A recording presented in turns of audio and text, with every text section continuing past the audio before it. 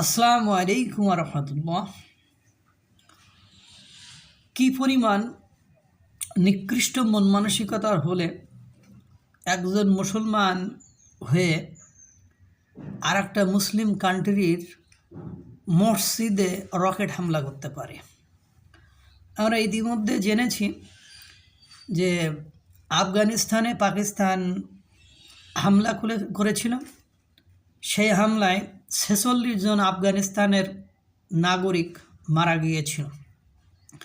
এই পাকিস্তান আবার আফগানিস্তানের একটা মসজিদে রকেট হামলা চালিয়েছে, মারা গিয়েছেন 3 জন নাগরিক, আহত হয়েছে 5 জন।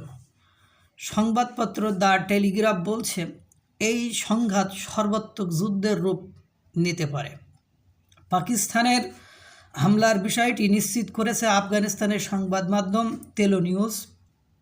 তারা বলছে 20 থেকে 30টি রকেট দিয়ে হামলা চালায় পাকিস্তান। নিহতের পরিবার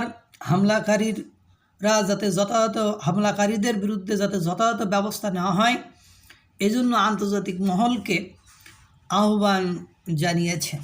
দ্য টেলিগ্রাফ, আমেরিকান সংবাদ সংস্থা দ্য টেলিগ্রাফ বা সংবাদ মাধ্যম দ্য টেলিগ্রাফকে আফগানিস্তানের বাহিনী বলেছে, কয়েকজন বাহিনীর কর্মকর্তা বা বাহিনীর সদস্য বলেছে তারা আফগানিস্তানের সার্বভৌমত্ব রক্ষায় পাকিস্তানের সাথে সর্বাত্মক যুদ্ধে যেতে প্রস্তুত।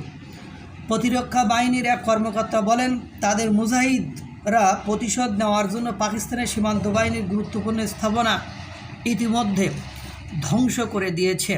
আমরা জানি প্রথমে পাকিস্তান হামলা চালায় টিটিপি এর তালেবান বাহিনীর পাকিস্তানের যে তেহরিকি তালেবান বাহিনীকে লক্ষ্য করে, সেখানে 46 জন মারা যায়।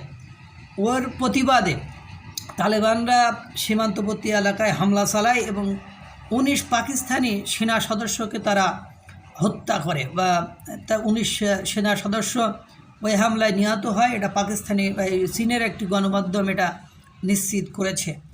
এবং তারা বলছে, আফগানিস্তান বলছে পাকিস্তানের পারমাণবিক শক্তি থাকলেও আমাদের সাথে আছে আল্লাহ, আমরা তাদেরকে ভয় পাই না, আমরা আমাদের সর্বশক্তি দিয়ে আল্লাহর উপর ভরসা রেখে তাদেরকে প্রতিহত করবে ইনশাআল্লাহ। সবচেয়ে আশ্চর্যজনক কথা, একটা মুসলিম কান্ট্রি জানে পৃথিবীতে সবচেয়ে পবিত্রতম মুসলমানদের জায়গা হলো মসজিদ, সেই মসজিদে রকেট হামলা করে।